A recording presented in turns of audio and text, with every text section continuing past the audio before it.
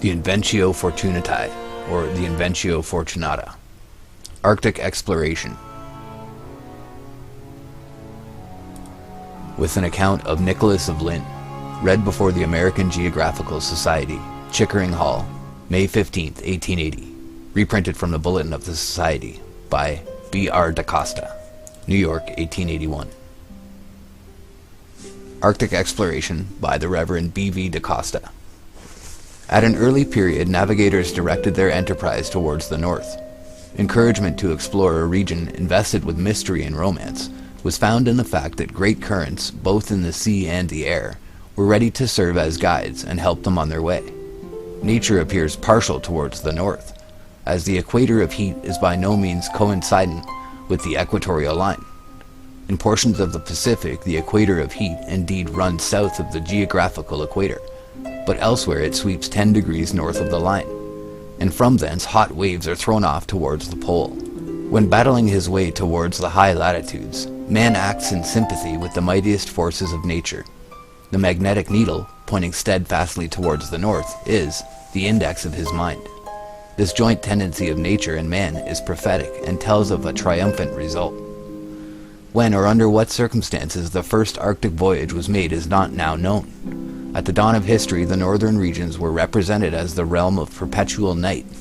There, upon the border of a vast sea, the Cimmerians dwelt in the congenial gloom, their habits forming the theme of grotesque fables. The earliest maps, however, show the polar regions as occupied by a watery waste. While there are few statements that come to us from that early period, which are more definite than that of Simnus of Clio, who flourished about 900 years BC, and who says in his fragments that at the extremity of the Celts is a boreal peak. It is very high and sends out a cape into a stormy sea. Latron thinks that the word for Mount Meru is a poetical expression, and the word looks like Ern An or Zern An, is a poetical expression indicating some mountain chain whose peak performed the same office in the north that was filled by Etna in the south, Caucasus in the east, and Atlas in the west. The earliest voyage to the north is that claimed for Pytheas, the distinguished Phoenician astronomer and geographer of Marseille, who flourished 320 BC.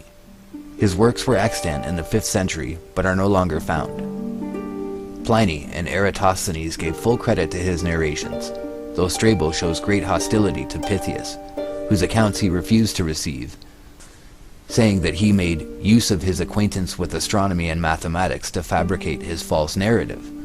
Pliny, however, with more reason, thought that he employed his knowledge in practical exploration. The latest editor of Strabo does not share in his author's doubt. According to Pliny and others, Pytheas sailed through the Straits of Gibraltar, making his way north to the British Isles, whither it was the custom of his countrymen to resort, and, after traveling over England on foot, proceeded northward to a place called Thule or Toul, 6 days' sail from the northern part of Britain. Strabo points out serious errors in his account of England, but the errors, in the main, may be attributed to transcribers, by whom Timaeus is made to call Vectis the Isle of Wight, Mictus, and put it at 6 days' sail from Britain. In Pliny's time those regions were well known, and he speaks of writers who make mention of some other islands, Scandia, namely, Dunna, Bergos, and, greater than all, Nerigos, from which persons embark for Thule.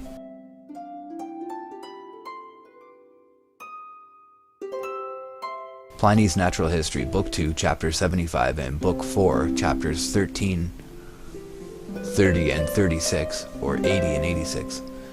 Strabo says, "It is true that Pytheas of Marseille affirms that the farthest country north of the British Isles is Thule, for which he says the summer tropic and the Arctic Circle is all one. But he records no other particulars concerning it, whether Thule is an island, or whether it continues habitable up to the point where the summer tropic becomes one with the Arctic Circle." Book 2, Chapter 5, 8.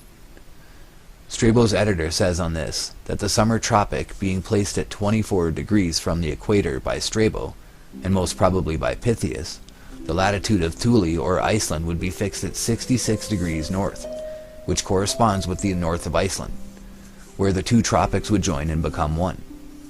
To the foregoing may be added another criticism on Strabo, which has an effect opposite to that intended, as the marine sponge is nothing but the soft ice which forms in the north. It is likewise he who describes Thule and other neighboring places where, according to him, neither earth, water, nor air exists separately, but a sort of concretion of all these resembling marine sponge, in which the earth, the sea, and all things were suspended, thus forming as it were a link to unite the whole together. It can neither be travelled over nor sailed through. Book 2, Chapter 4, 1. So this is the piece that I've read from previously in another movie that I did a long time ago. But this is the interesting part that comes from Pliny and Strabo regarding the pole, saying that there is a concretion where, according to him, neither earth, water, nor air exists separately, but as a sort of concretion, in which the earth, the sea, and all things were suspended, thus forming as it were a link to unite the whole together. It can neither be travelled over nor sailed through. So this would be this sort of conglomerate point at the center of the earth, at the very XY axis of all of space and time, or all of the earth that we know, and that there would be a sort of either a portal there, or that this is where Mount Meru is, or that somewhere around here that there's activity that is unnatural or supernatural to what we know. So carrying on, when we're talking about the islands there, we're talking about, again, Scandia, Narragos, and the other islands there, from which persons embark for Thule. At one day's sail from Thule, he adds, is the frozen ocean, which by some is called the Cronian Sea. There has been a division of opinion respecting the locality of the place forming the point of departure for Thule, or Iceland.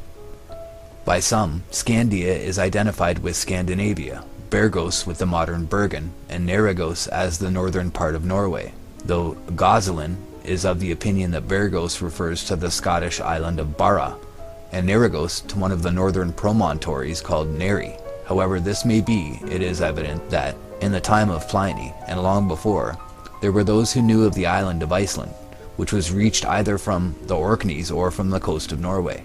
We incline strongly to the latter opinion, as Bergen, in Norway, from time immemorial, has been a point of departure for Iceland. While the classic geographer knew much about the north, it is also reasonable to infer that the waters of the sea towards Newfoundland had been frequented by Europeans engaged in the fisheries, and that, by degrees, they sailed to the coasts of Greenland and America. It is true that Iceland appears to have been generally unknown to the Scandinavians until the year 564. But the people of Great Britain were well acquainted with that lonely isle long before. The earliest known movement northward from England was that inaugurated by King Arthur about the year 505. The authority on this subject is Geoffrey of Monmouth, who was Bishop of St. Asaph in 1152, and who wrote the Historia Brittonum, a work which afforded a basis for the fables and romances of the Knights of the Round Table. Nevertheless, whosoever inclines to turn from all the statements of Geoffrey, for the reason that they contain much that is untrue, should ponder the well-considered words of Hume, who says of the Prince of Silures, "This is that author so much celebrated in the songs of Taliesin and the other British bards, and whose military achievements have been blended with so many fables, as even to give occasion for entertaining a doubt of his real existence. But poets," he continues, "though they disfigure the most certain history of their fictions, and use strange liberties with truth, where they are the sole historians, as among the Britons, have commonly some foundation for their wildest exaggerations." The Bishop of St. Asaph, who is not a poet, may be credited, therefore, when he states such simple facts as that, about the year 505, King Arthur, after the conquest of Ireland, received the submission of the Orkneys and sailed to Iceland, which he also subdued, at a subsequent period overcoming his foes in Norway. The conquest of Ireland cost much bloodshed, but that of Iceland, if he went there, must have been made without a struggle, since at that period there could not have been men enough to make any great resistance. Hakluyt, treating this matter, quotes from Galfridus Monumentensis, who says that, after subduing Ireland, Arthur went to Iceland, and brought it and the people thereof under his subjection. The same author mentions Maluasius as king of Iceland, and tells of soldiers that he furnished.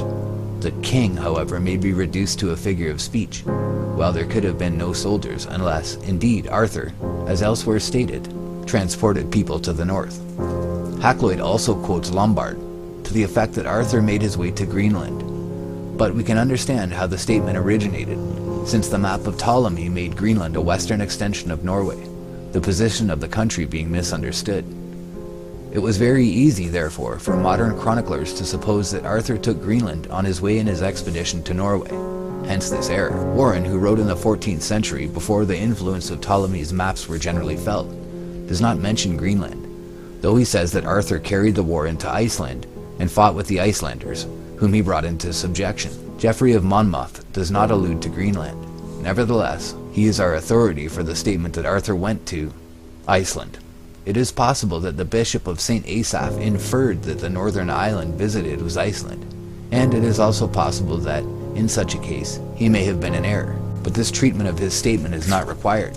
That Arthur could have sailed to Iceland admits of no doubt, nor is there any reason for holding that there were no inhabitants there in 505. The fact that the Northmen found only a few monks in Iceland in 864 does not prove that the same was true 250 years earlier. Bede, who died in 725, knew of Iceland, and the prologue of the and Namabok speaks of both Irish and English books found there when the Northmen arrived. Dicule teaches that monks were in Iceland in 795, for, writing in 825, he says that 30 years had passed since some clerks, clerici, who had dwelt in the island, told him certain things. He also says that those who, in their writings, had described Iceland as surrounded by a sea of ice were quite wrong. And he proves the truth of his own account by the testimony of clerks who had voyaged to this island. He admits, however, that in voyages to the north of Iceland, they have found the sea frozen. Dicule also testifies that there are numerous islands 2 days and 2 nights to the north of Britain, and that a religious worthy of faith told him of a visit made by him in a small boat to one of these islands, which nearly 100 years before was inhabited by Eremites from Scotland. But Dicule says that these regions were abandoned on account of the ravages of the northern pirates, who were as innumerable as the birds of the sea. Thus it appears that Iceland was well known to the people of the British Isles long before it was inhabited by men from Norway. And we can readily understand how the population that probably existed in Arthur's time may have been reduced by piraterial incursions, until, in 864, the Norwegians found only a few anchorets dwelling there. The narrative of Geoffrey of Monmouth is, therefore, perfectly consistent with known facts, and the expedition of Arthur to Iceland may be regarded as historic. It is now apparent that, in the century before Dicule dated his book, the British Islands were in communication, and chiefly through the medium of the monks, who, as is well known, were bold and skillful sailors, pushing far out to sea in boats of wicker or hide. How long this communication was kept up by them cannot now be determined. It is probable that it was never suspended. The Anglo-Saxon map of the 10th century shows that the sailors and geographers of England were acquainted with the Northern Sea, the Anglo-Saxon map. Beyond Iceland was the open sea, into which Dicule's informants, the religious, whom he styles clerks, had so boldly sailed, until they reached the barrier of ice which bars the course of the explorer today. We have already seen that Arthur did not visit Greenland, yet that that part of the north was reached about the time of Arthur admits of little doubt. It is true that the discovery of Greenland has been generally assigned to the period of Eric the Red, who went to Greenland in 985. Yet a bull of Pope Gregory IV, dated 770, refers to Greenland. The genuineness of this bull cannot be questioned, nor is there any reason to suppose that the reference to Greenland was interpolated. The Bollandists may indeed think that there is some mistake, but the explanation is easy and natural. When we take into consideration the known activity of maritime enterprise prior to Eric the Red, indeed the Irelandic chronicles distinctly say that half a century before the voyage of Eric, a great country was known at the west, being called Ireland the Great. It would seem that this country was first reached by the Irish, whose prior discovery was conceded by the Icelanders. The Irish had described it, evidently, as a land of verdure, while the saga says that Eric applied the name of Greenland to the part he visited, not from any fitness, but from motives of policy, saying that men would be persuaded to go to a land with so good a name. It is nowhere pretended that the name Greenland originated with Eric. His own account indicates that Europeans had visited Greenland before his time, which leads to the conclusion that the Irish had been in the country, and that the reference to Greenland in the Bull of 770 is correct. In the year 1187, Giraldus Cambrensis wrote his Topographia Hibernica, and in his work he speaks of Iceland, which is described as a great island 3 days' sail northward from Ireland. The people are represented as of few words, but truthful. Giraldus shows that he understood something of the nature of their government, in saying that their priests were their kings. Approaching the 13th century, the age appears to be one of maritime activity. Necker, abbot of Cirencester, who died in 1217, was acquainted with the use of the compass. In the 14th century, Barber said of the party accompanying King Robert of Scotland from Arran to Carrick, "De na nadil hadna stain," showing that those things were familiar to navigators. Here, therefore, it will be necessary to introduce Nicholas of Lynn, who, in 1360, made a voyage to the high north. But, before attempting the particular consideration which seems to be required, it will be necessary to glance at the condition of northern maritime enterprise during the 14th and 15th centuries. In the 14th century, the fisheries were commonly pursued around Iceland, whose people were in regular communication with Greenland. The English also must have known of Greenland at the time, though in common with the people of Iceland and Norway, they did not appreciate the importance of this knowledge. In the 14th century, proof is found both in the Icelandic and English annals of the connection between the two countries. The Icelandic contains indications of the arrival of English ships, but it is clear that their coming was so well known as to gain only a casual allusion, the interest standing connected with the news brought. The entries were made at the time, having since been extracted from the numerous writings for the convenience of students, and set down in chronological order in the language of the original. Let us, therefore, notice these entries. In 1348, news reached Iceland that in England the mortality was so great that 200,000 persons had died. The next year, the death of English sailors at Bergen, in Norway, opposite Iceland, was reported, and recorded in the sagas. This is all that we find at present in connection with the 14th century in Iceland, but the reference of the saga to the great mortality in England is confirmed by Stowe's Annals, which state that the plague reached England in 1348, touching the seaports first. Thence, no doubt, the news was at once carried by fishermen to Iceland. If the voyages of the English to Iceland had possessed greater interest, there would have been some more definite notice in the sagas.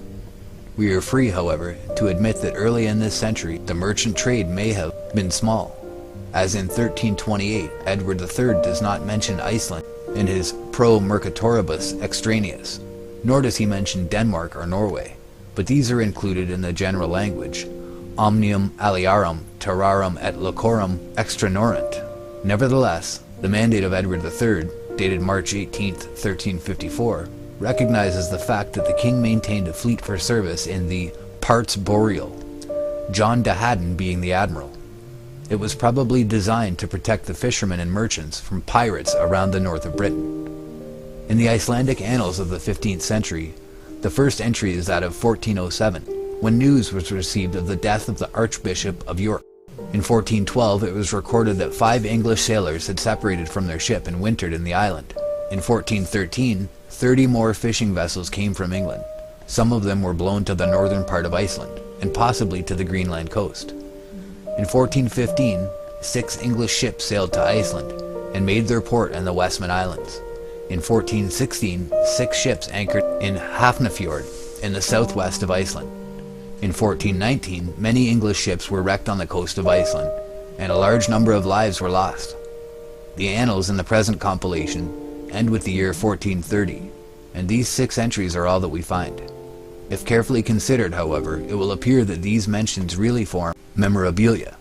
This will be seen by turning to the English annals for the corresponding period. The first reference to Iceland in the Fosdera is that of 1416, when Henry V, for the satisfaction of the King of Denmark, ordered that during the year none of his subjects should presume to visit any of the coasts of the islands belonging to Denmark and Norway, and especially to the island of Iceland, for the purpose of fishing or trading, otherwise than according to the ancient custom, alider quam antiquitas fiet consuevit. This notice was served upon the authorities of the various seaports of England, the mayor and bailiff of Lynn, Norfolk, being notified with the rest. Here then we learn in connection with 1415 that in the ancient times voyages to Iceland had become frequent. It is clear from the complaint of the Danish king that the old rules respecting traffic had been broken habitually, and that they were now to be observed at least for 1 year. Of the exact nature of the ancient law we cannot speak, but it would appear as though the prohibition related to the shore fisheries, which they were not to intrude upon, and hence, when the English went to Iceland in 1415, they harbored off the coast at the Westman Islands. The arrival of the ships, under the circumstances, formed a noticeable event, and for this reason it was recorded. The Icelandic annals add, immediately after mentioning their arrival, that the ships brought letters from the King of England to the people and the chief men of Iceland, to the effect that license should be accorded to transact business, and especially that relating to the king's own ship. The annals state that the matter was duly arranged. It will be noticed too that one of these ships belonged to the King of England.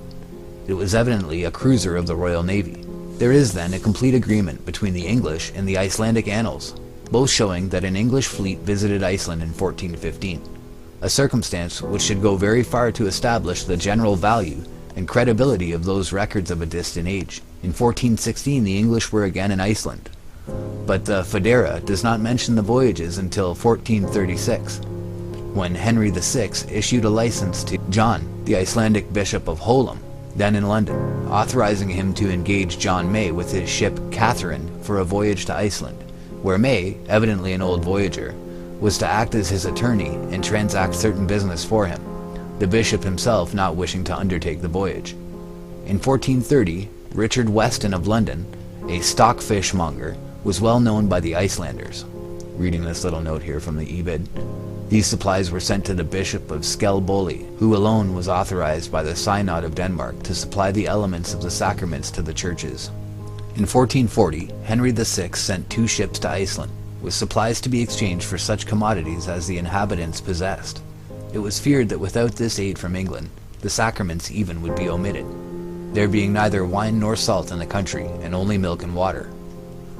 In connection with the year 1445, another voyage is indicated by the Admiralty Black Book, action having been taken against William Bigman and 2 men of Lynn, who visited Iceland in a dogger called the Trinity, and kidnapped a boy whom they brought to Sweetsham and held in servitude contrary to law. In 1450, a treaty was made between the kings of Denmark and England, which prohibited trading in Iceland, but a special provision of Parliament exempted Thomas Caningis, mayor of Bristol, from the prohibition in consideration of his great services to Iceland. He was accordingly allowed to send 2 ships thither to load with fish or other commodities. His trade with Iceland was a matter of general knowledge, and throws additional light upon a certain remark by Columbus. To avoid interrupting the course of the narrative respecting Iceland, allusion to the voyage of the Zeno brothers was omitted in its proper chronological place. This voyage was made to Greenland, and a part of the American coast called Estotaland and Drogeo, but it is not desirable to dwell upon such a familiar theme here. It suffices to say, whatever may be the obscurity of portions of the narrative, that its authenticity never would have been questioned, if it had been understood that at the time the voyage was made, the seas at the north and west were well known and frequented, of which fact ample proof has now been given. The Zeno map, published with the narrative in 1558, shows that the Zeno family had a knowledge of Greenland that could have been obtained only during the pro-Columbian times. In this connection, the investigator must not overlook the voyage of Skolnes the Pole, which took place in 1476. Hakluyt says that this voyage is mentioned by Gemma Frisius and Jarava. It is certainly referred to on an ancient globe of about 1540, preserved in Paris, and known as the Rouen Globe, whereon, near the northwest coast of England, is a legend declaring that Skolnes reached that point in 1476. This globe seems to antedate Gomara, 1553, the earliest author that the writer has been able to consult. Next, attention should be directed to the voyage of Columbus. of which the Genoese himself gives the following account. In the month of February 1477, I sailed 100 leagues beyond the island of Thule or Thule, the southern part of which is distant from the equinoctial 73 degrees, and not 63 as some wish it to be. Nor does it lie upon the line where Ptolemy's west begins, but much more toward the west. And to this island, which is as large as England, the English come for traffic, and especially those of Bristol. And at the time I was there, the sea was not frozen, but in some places the tide rose 26 feet, and fell the same. Hakluyt makes his reference in a general way, giving neither chapter nor page. Frisius published De Principiis Astronomiae and Cosmographie, and c. in 1530. The Cosmographia of Hieronymo Jarabo was printed in 1556. Gomara mentions Skolnus in his Historia, chapter 36, edition 1553. See the Sailing Directions of Henry Hudson, page 23, in connection with Whiteflight and Pontanus. For Hakluyt, see Maius Cole. Okay, and I'm going to skip down. Historia de Esti Fernando Columbus. Barachia is evidently a clerical error, as the original Spanish will doubtless show, if ever found, that Columbus was familiar with the map in the Ptolemy of 1485, showing the northern regions with Greenland as an extension of Europe can hardly be doubted. His remark respecting Thule or Thyle appears to be intended almost as a correction of this map, on which the Orcads and Thule are laid down north of Scotland, Thule being in 63 degrees north, while it appears again further north as Icelandia. Whoever wrote the life of the admiral, there is no question but that he made the voyage. Finn Magnusson has pointed out an interesting confirmation of the statement of Columbus respecting the mild weather in 1477, where he shows, from the annals, the remarkable fact that in 1477, snow had not been seen at Eyjafjord in the north of Iceland as late as March.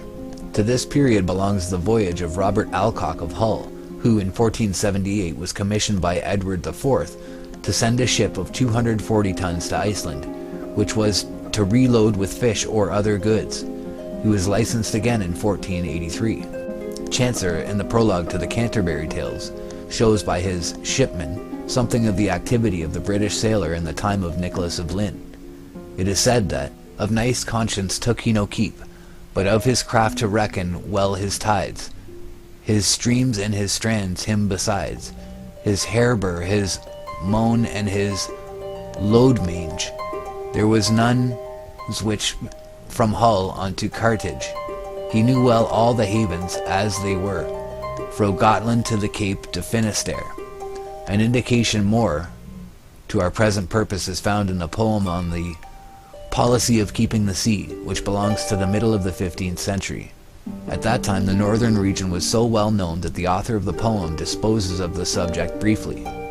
Of island to write is little need, save of stockfish, yet forsooth indeed. Out of Bristow, and costs many one, men have practiced by needle and stone. Fighter wards within a little while, within 12 year, and without peril, gone and come, as men were wont of old, of Scarborough unto the coasts cold. Thus, at the time when the poet wrote, Bristol had revived her old enterprise. The maritime enterprise of this period is greatly underrated by Mr. Froude. The sketch thus given of maritime enterprise towards the north, and especially during the 14th and 15th centuries, is quite general. It would be easy to swell the citations from various sources, among which may be mentioned the voyages to the west of Ireland, so well known to Columbus, as his biography proves. Yet enough has been said to show the real character of the period in which Nicholas of Lynn flourished. The times, both before and after the general date assigned to his voyages, were marked by great activity, and expeditions to the north were so common that neither the English nor the Icelanders took the trouble to mention them, except when they stood connected with circumstances of particular interest. The intercourse between Iceland and England was so frequent that sailors like John May, who served as the representative of the Bishop of Holm, must have acquired a fair knowledge of the language spoken in that distant isle. Indeed, at one time, under the Normans, the Icelandic tongue gave a person the advantage at the courts of both England and France. But enough has been said to prove that the voyage of Nicholas in 1360 formed no novelty. It was the alleged circumstances attending his voyage that rescued his name from oblivion. His actions take their place with entire naturalness in the annals of his age, there being nothing in the nature of the voyage towards the pole to challenge belief. But it will be proper here to speak of Nicholas himself. Quaint Andrew Fuller, in his Worthies of England, says that no country doth carry a top and gallant more high in maritime affairs than Norfolk, and in speaking of the seamen, bids none be offended if a friar be put in front of all the rest. The friar alluded to was Nicholas of Lynn. This individual was born in Lynn, Norfolk, at the end of the 13th century, or at the beginning of the 14th. Of his ancestors nothing is known, and but few of the particulars of his life are now accessible. Richards, in his History of Lynn, has made some statements that relate to certain points, but we are unable to say how far they may be verified. It is nevertheless certain that Nicholas was a navigator and a laborious student, and that he resided for a time at Oxford. He was well known by Chaucer, who, in his treatise on the Astrolabe, speaks of him as Frere en Laine, a reverent clerk. Bale says that he excelled in arithmetic, geometry, music, and astrology. And it is a curious fact that the Nicholas of Chaucer's Miller's Tale is represented as possessing the same acquirements. Chaucer also makes him a student at Oxford, calling him Hond, or handsome Nicholas, and surrounding him with the implements of his profession. His Almagest Ptolemy, and books great and small, his astrolabe longing for his art, his augury stone laying fair apart, on shelves overhead at his bedside bed, his prone recovered with a folding red, and all about there lay a gay sow-tree, on which made on night's melody, so sweetly that all the chamber song, and Angelus ad Virgenem he sung. The Miller's Tale also indicates the possession of certain nautical tastes on the part of the hero, and the device of the tub may have been intended as a playful allusion to some attempted navigation by Nicholas of Lynn. It is possible, therefore, though Chaucer speaks of him with much respect in his work on the Astrolabe, that in this tale, several versions of which have been brought out by the Chaucer Society, he makes an allusion to some adventure which happened while he was a student, and before he had acquired the character of a reverent clerk. It would appear that, like Chaucer himself, Nicholas was in favor with the famous Duke of Lancaster. Heilbronner says that Nicholas flourished about the year 1355, and that he ended life a Cenobite, but what portion of his life was spent at sea does not appear. It is possible that he went to the north with the Norfolk fleet, and it would seem that he was a practical navigator. However long he may have followed the sea, he at last found grateful repose within the cloisters of his convent, devoting his days to science and religion. His voyage must have been made from the port of his native town called Lynn Regis. The town was one of great antiquity, having received its first charter from King John, this being followed by no less than 11 others, all of which, with their seals, are still carefully preserved. At a very early period, Lynn was an important seaport. It contained various convents and churches. The latter, in connection with numerous crumbling antiquities, render Lynn a place of very great interest. The thoughts of the people, like the air of the town itself, were full of the ocean breeze, and even the monk in his cell felt many of those subtle influences which pervade the maritime provinces, and invite men to wander abroad. In the case of Nicholas, duty may have united with natural inclination in alluring him away upon unknown seas. At all events, he became a sailor, and, as Chaucer writes, with many a tempest had he his beard he shake. Thus he won his place as a mariner in the annals of his time.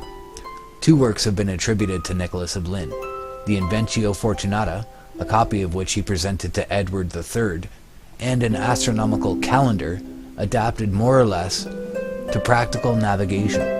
The latter is still preserved, and its contents are indicated by Bale. It treats of the length of the days, the opposition and conjunctions of planets, and gives a table of eclipses calculated for 75 years, together with a description of astronomical instruments. The work by which Nicholas of Lynn will longest be remembered is not now to be found. It is possible that if a copy were discovered, it would add little to his fame. It may have appeared in print at the end of the 15th century, though no mention of its publication has been pointed out. Its disappearance under any circumstances is not a matter of surprise, since of many important works once well known no copy remains today, while of others there are only 1 or 2 examples. Unfortunately, we know almost as little about the voyages made from Lynn by the fellow townsmen of Nicholas as about the book in question.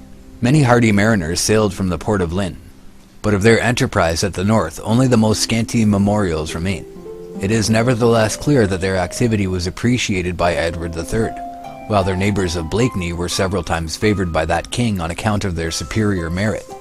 But while mention has been found of no particular northern voyage from Lynn, we must not forget the fact already stated, that in 1415 the people of that place were ordered to make no voyage to Iceland except in accordance with the rules observed in ancient times. Possibly, therefore, one of the 5 ships reported at the north in 1415 was from Lynn. It may also be noticed that in the ancient manuscript records of Lynn, there is a reference to armor for the use of the North Fleet.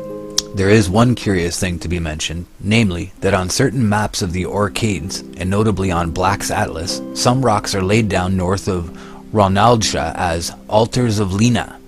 In an old folio on the Orcades, there is the following: "The altars of Linnae reach above 1/4 of a mile from the shore, and are visible with low spring tide." Thus far, however, it has been impossible to discover any tradition in connection with these rocks, though it may perhaps be admissible to suppose that, in voyaging northward, Nicholas was accustomed to stop at the Orcades, and that in some way his name became connected with these rocks, which formerly must have risen high above the sea, presenting a marked appearance suggestive of altars.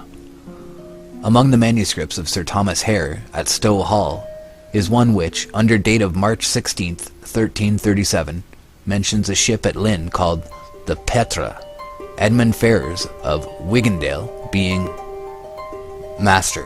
It would be useless to indulge in any speculations concerning the connections that may have existed between Nicholas and John de Haddon, admiral of the fleet for the parts boreal. The British Navy was founded by Alfred the Great, and in the 14th century it was, in a sense, a recognized institution. In 1354, de Haddon appears to have used both Hartlepool and Newcastle upon Tyne as naval stations, the latter being not far from Lynn, while the former, situated on the coast of Durham, afforded a most convenient base for operations towards Iceland, whither, as we have seen, one of the king's ships went with a trading fleet in 1415. In the 14th century, Ranulphus Higden wrote his well-known Polychronicon, but, though a contemporary of Lynn, he makes no reference to his voyage. Higden died about the year 1363, while the voyage of Nicholas is set down for 1360. The early part of the work, where the reference to Nicholas would belong, was probably composed some time before his death, and possibly prior to 1360. Higden, therefore, may have known Lynn in his voyage, though he fails to mention him. Higden gives a description of Iceland, based more or less on Giraldus Cambrensis, and adds a map of the world, upon the northern part of which Iceland appears as tile.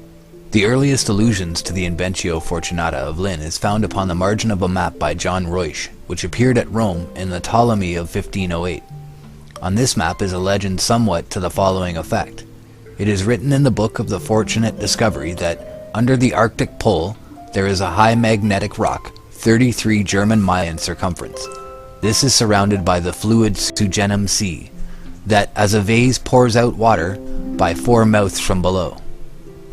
Around are islands, of which 2 are inhabited.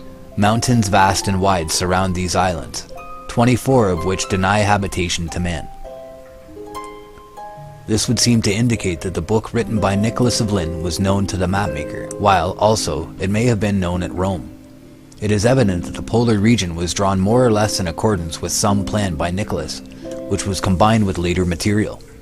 Around the magnetic rock, immediately under the pole, are 4 islands: Aeronfi, Insula Deserta, Hyperboreae Europa, and Insula Deserta. Outside of these islands are smaller and mountainous islands, arranged in a semicircle, while the peninsula of Pylopalanti, with its base resting upon Europe, pushes out into this druidic arrangement of islands, bearing up what is intended to represent a church, with the legend Sancti Adolphi.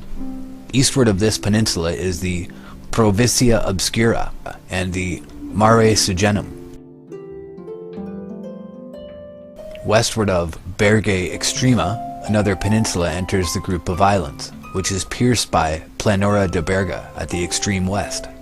The Mare Sugenum also fills the west. South of Gravenland is Terra Nova, or Newfoundland. From the Mare Sugenum, the water flows northward through the 4 openings into the polar basin. The arrangement is curious, yet not wholly without resemblance to what is found in nature, for what is called the polar basin is fed by several vast streams pouring into it from the warm regions at the south. These streams also create countercurrents, which flow southward, bearing enormous quantities of the heaviest ice. Nicholas of Lynn doubtless understood something of this fact, but it would appear from the use he made of Giraldus Cambrensis, who wrote in 1187, that unfortunately he gave the author of Topographia Hibernica the credit of being better informed than himself. The monk of Lynn was clearly indebted to Giraldus for the description of the streams. In turn, Giraldus refers to the philosophers who described them. A section of the Map of Reusch, 1508. We'll flip through a few of them, and you can have a look at the islands that he's talking about here.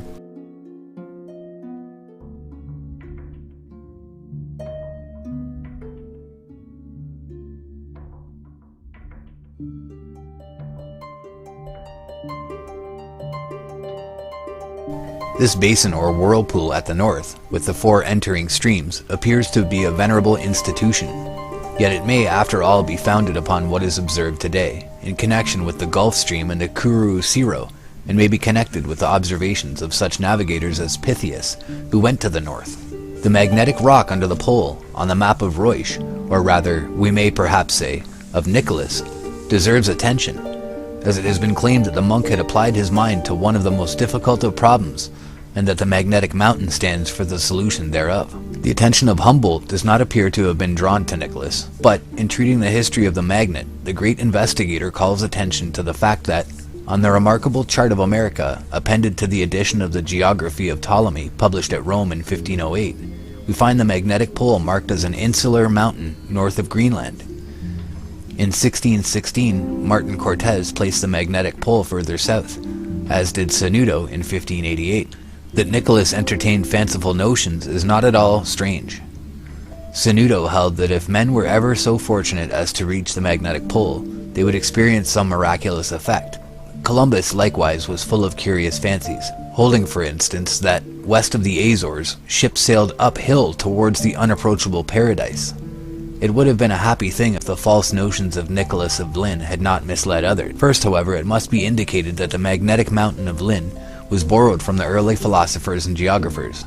Galen reports magnetic rocks on the coasts of the Indian Ocean, and St. Ambrose echoes the idea, while the Arabic geographer Edrisi of the 12th century, author of a map of the world of the year 1154, reported a magnetic mountain at the mouth of the Red Sea.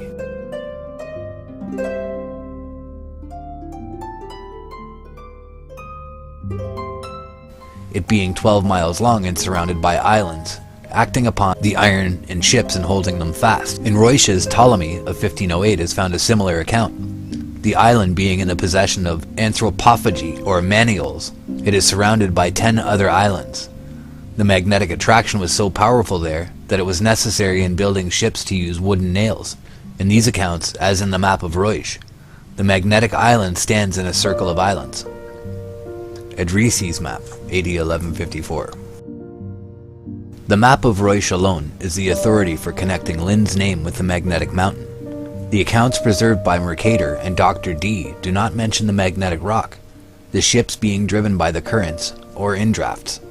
Nicholas understood something of polar magnetism, and supposed that it was to be explained by the aid of a magnetic island like that of Ptolemy, and accordingly created one. It was partially suggested as hypothetical. Of the extent of his actual knowledge in connection with polar magnetism, it is impossible to speak. It will be necessary, however, to notice the blunder into which the map of Reusch led Humboldt, who, contrary to his usual custom, hastily accepted a suggestion found in Biddle's Life of Cabot. Mr. Biddle, in seeking to exalt his hero, dwells upon what Cabot observed in connection with the variation of the compass, and says that his earliest transatlantic voyage carried him to the very quarter where it is exhibited in a manner so sudden and striking that modern navigators seem to concur in placing there one of the magnetic poles. As respects the locality of the voyage in question, however, there is much doubt, the so-called map of Cabot being no authority on the subject.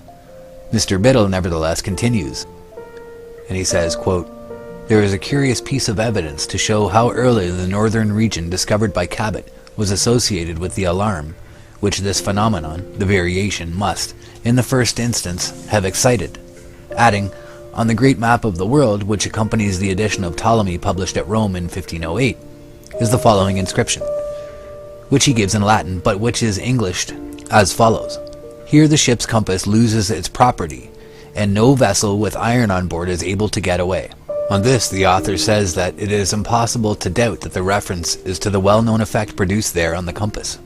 Beneventus, who prepared the supplemental matter for this edition of Ptolemy, professes to have a knowledge of the discoveries made by Columbus, by the Portuguese and by the English.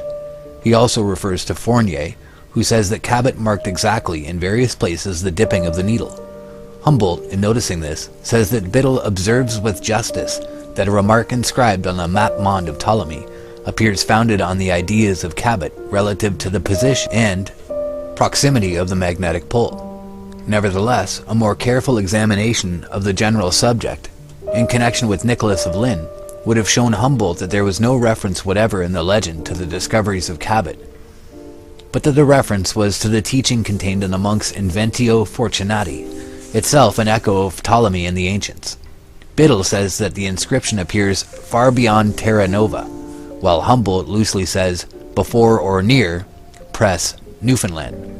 Both are quite wrong, as the legend stands north of Greenland, and Iceland at the entrance of the Polar Sea, evidently being placed there for the reason that there was not sufficient room near the magnetic mountain. Humboldt, by the aid of Mr. Biddle, simply fell into a blunder, confusing a monastic hypothesis with the supposed record of an actual observation by Cabot.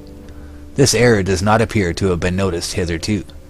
The arrangement of the land and water around the pole on Ruysch's map is conventional, and it may be questioned whether the great peninsula called Grunland was a part of Lynn's plan.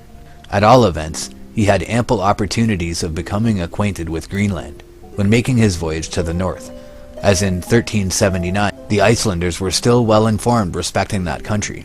Indeed, there is good reason for supposing that the map of Ruysch shows less knowledge of Greenland than Nicholas possessed, as the monk was a contemporary of the Zeni and Bardson, for it was during the lifetime of Lynn, 1340, that Ivar Bardson went from Norway to Greenland for the relief of the colonists there.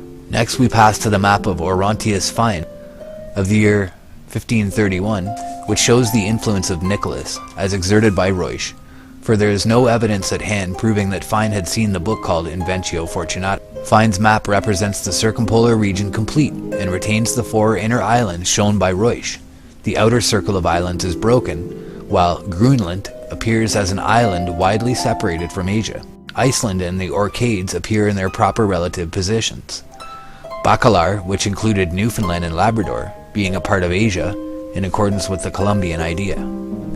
The next trace of Nicholas, the monk of Lynn, is found in the work of Las Casas, written in 1552-61, where he speaks of floating islands and refers to those of northern Italy mentioned by Pliny, and where he also mentions the floating pumice stone described by Seneca.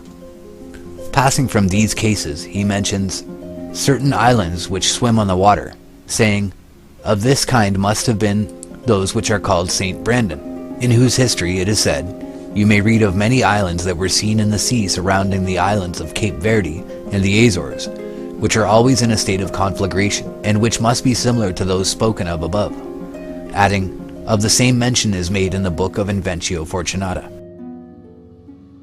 Nicholas of Lynn also appears upon the map of Mercator, 1569, whereon the polar regions are delineated more or less in accordance with the conceptions of the famous monastic voyager, while the map shows that Mercator obtained his information through Chnoinen.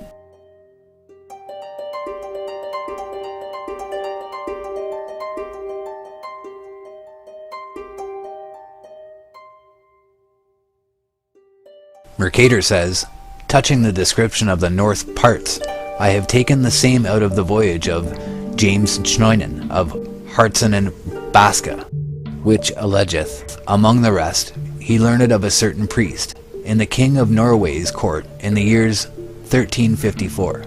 This priest was descended from them which King Arthur had sent to inhabit those islands, and he reported that in the years 1360 a certain English friar, a Franciscan, and a mathematician of Oxford came into those islands, who, leaving them, and passing further by his magical art, described all those places that he saw, and took the heights of them, with his astrolabe, according to the form that I, Gerard Mercator, have set down in my map, and as I have taken it out of the aforesaid Schneunen. He said that those 4 indrafts were drawn into an inward gulf or whirly pool, with so great a force that the ships which once entered therein could by no means be driven back, and that there is never in those parts so much wind blowing as might be sufficient to drive a corn mill. The Principal Navigations by Hakluyt. This Oxford friar, referred to by Schneunen, was none other than Nicholas of Lynn. Another reference to the subject is found in the Life of the Admiral, heretofore generally attributed to Ferdinand Columbus. The text runs as follows. Inventius Fortunatus relates that there is an account of 2 islands towards the west, and a little southward, than the island of Cape Verde, which skim along upon the water. Now, if we are correct, the writer here alludes to the Inventio Fortunatae of Nicholas of Lynn, though the editor of the Life of the Admiral, whoever he may have been, makes the title of the book itself the name of the author. It is indeed possible that such a person as Juventius Fortunatus wrote on geographical subjects, and hence was quoted, but the probabilities are against this view. At all events, no such work now exists at the Columbina Library at Seville, where we should expect to find it, for the reason that the library in question is none other than the library of Ferdinand Columbus, the reputed author of the Life of the Admiral. Nor does this library contain the Inventio Fortunata of Nicholas, which constitutes another argument, such as it is, to prove that Ferdinand did not write the book attributed to him, or at least that he did not compose the work in its present form. The catalogue of the Columbina has been searched diligently for some indication of such work, but in vain.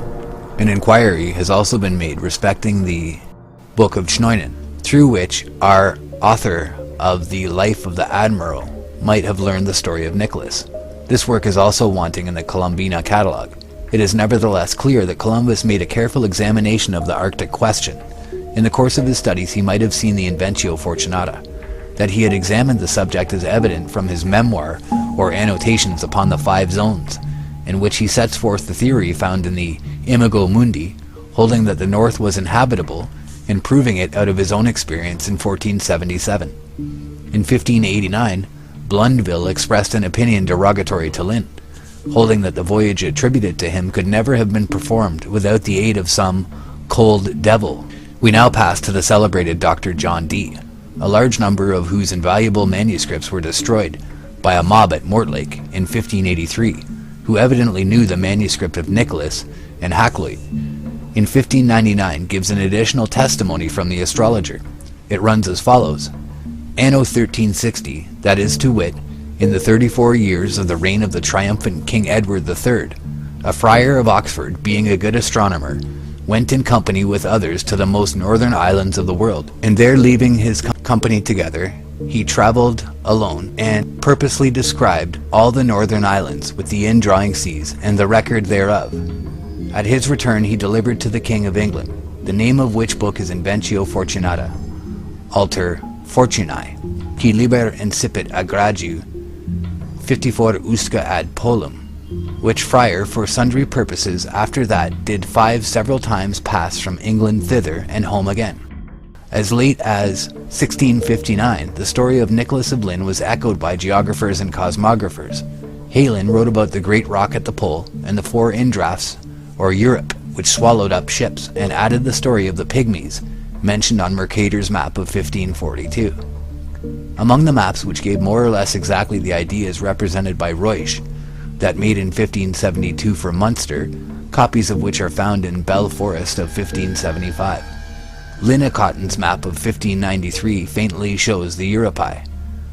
The Ortelius of 1599 also shows them faintly. Under the Arctic pole is said to be a black rock of wondrous height, about 33 leagues in compass. the land adjoining being torn by the sea into 4 Greenland, for the ocean violently breaking through it and disgorging itself by 19 channels, maketh 4 Europae, or fierce whirlpools, by which the waters are finally carried towards the north, and there swallowed into the bowels of the earth. That Europae, or whirlpool, which is made by the Sathic Ocean, hath 5 inlets, and by reason of his straight passage and violent course is never frozen.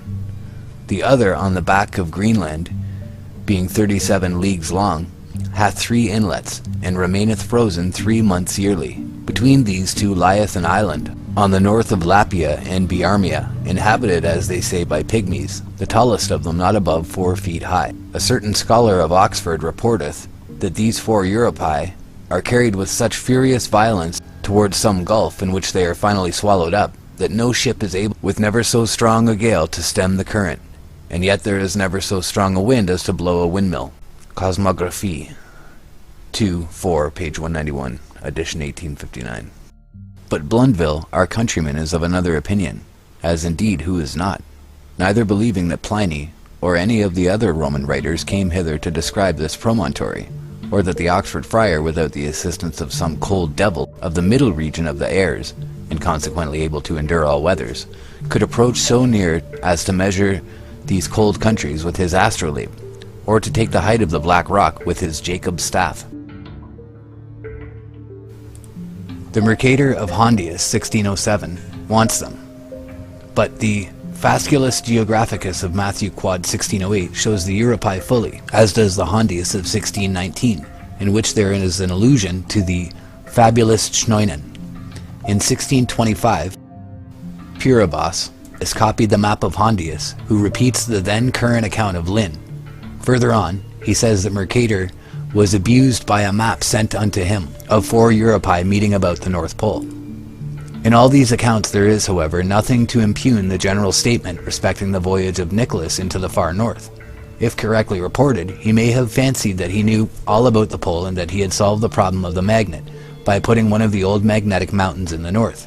If he was deceived, it may be said that he was not the first navigator who indulged imaginations at the expense of truth. He is made to say that great tides draw ships into a fatal gulf, but if this is used to prove that he never saw the north, then the stories of the Norwegian sailors respecting the maelstrom, found until recently on many maps, would indicate that after all they also never saw the sea.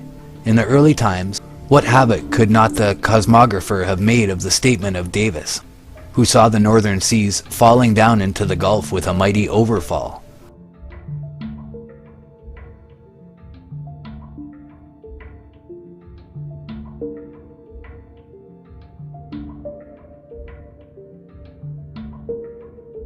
What is needed is the narrative of Nicholas, which he presented to Edward III. This may yet be drawn forth from some musty and forgotten collection. In closing, we may pause to inquire how far north the ancient navigators penetrated. The Icelandic colonists in Greenland may have reached a very high latitude during the 300 years that they visited there, but the highest point indicated is that near Cape York in 72 degrees north. Upon an unpublished Spanish globe in the National Library at Paris, of the date of about 1540, is an indication which possibly may prove that some navigator had have pushed through Smith Sound and Robeson Channel. Many unrecorded expeditions were doubtless made into the north, and this globe may contain the memorial of some French, Spanish, or Portuguese voyage not far from the year 1500. In 1500 and in 1501, expeditions went north under Contarreal, who also went in 1502, never to return.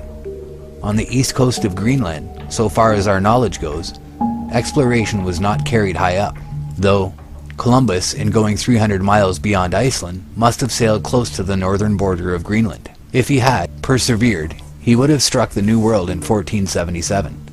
The early navigators appear to have pushed northward to the pack ice, but there is no indication of their having known either Jan Mayen or Franz Joseph's land, though they may have seen both. The map of the Zeno brothers, the result of the voyage of 1380, stood unequaled down to 1558, no improvement in the cartology of Greenland being made until the voyage of John Davis in 1595. The results of his observations in Greenland were indicated by Molyneux on his globe of 1592 and on his map of 1600, which was engraved by Wright, being projected on the plan attributed to Mercator.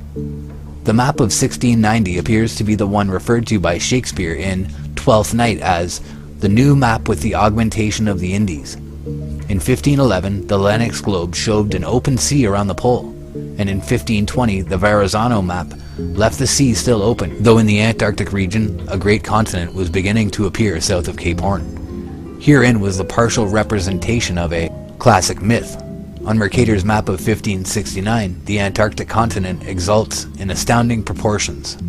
Notwithstanding the great benefits conferred upon geographical science by Mercator, the knowledge of the globe in some respects was retarded in his hands, owing to the weight of his reputation. The northern region was also in time filled up, and ever since geographers have been struggling to recover the original conception of a polar sea. Shall we succeed?